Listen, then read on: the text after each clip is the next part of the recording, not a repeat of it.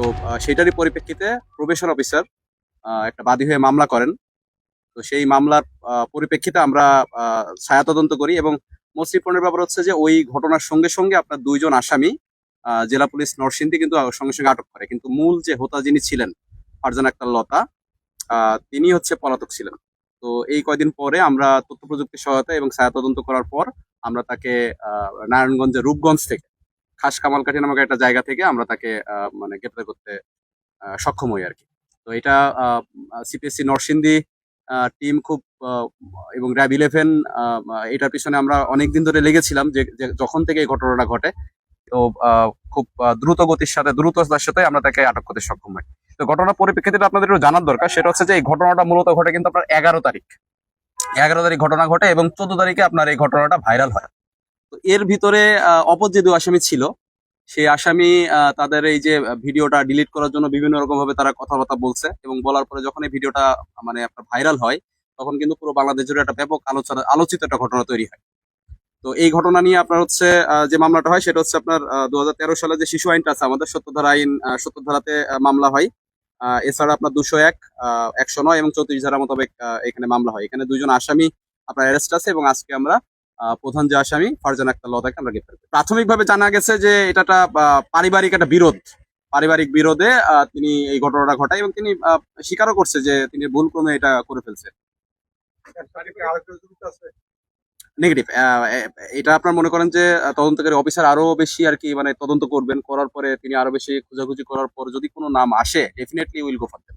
দেখেন আমি বলি, যখন ঘটনাটা ঘটে যখন ভাইরাল হয়ে যায়, ঠিক আছে, তখন তিনি আম, আম, সরাসরি কিন্তু এইভাবে আপনাকে স্বীকার করবে না, ঠিক আছে। তো প্রাথমিক জিজ্ঞাসাবাদে আমরা যতটুকু পেরেছি যে তিনি ঘটনাটা ঘটিয়েছেন, দ্যাট ইজ ট্রু, এবং এটা পারিবারিক বিরোধের জোরেই ঘটনা ঘটে। আসামি আমাদের কাছে এখন পর্যন্ত আছে। আমরা এখনই মাধবদী থানাতে আমরা তাকে দিয়ে দিব। এই বিষয়টা তো মনে করেন যে এটা ফরেনসিক করার বিষয়, ঠিক আছে। এটা কিন্তু court will decide everything. Court কিন্তু মামলা তদন্তকারী অফিসার, এটা আমি যতটুকু জানি যে এটা ফরেনসিকে পাঠানো হয়েছে। ফরেনসিক থেকে মানে ডিটারমাইন্ড হবে যে এটা আসলে ফেক না। হ্যাঁ, এই টেকনিকটা যদি আপনাদের মাধ্যমে সবাইকে জানাই দেয়, তাহলে মনে করেন যে আসামিরাও দেখতেছে এই বিষয়গুলা। তো এই বিষয়টা আবার মনে করেন যে তারাও জেনে যাবে। আমরা ছায়া তদন্ত করি। আমাদের মানে মানে খুব চৌকস কিছু গোয়েন্দা দল আছে আমাদের, যারা বিভিন্ন জায়গা থেকে তথ্য সংগ্রহ করে এবং তথ্য সংগ্রহ করার পরে আমরা তথ্য প্রযুক্তি সহায়তা নেই। নেওয়ার পরে আমরা একটা জায়গায় যাই আর কি। তো দেখেন, যখন কোনো ঘটনা ঘটে তখন একটা বড় পরিসরে থাকে। আমরা সেই ঘটনাটাকে আস্তে আস্তে আস্তে আস্তে ছোট জায়গায় তৈরি করে ফেলি, করে সেখান থেকে আমরা তথ্যটা উদ্ঘাটন করি আসামি অ্যারেস্ট করার ক্ষেত্রে।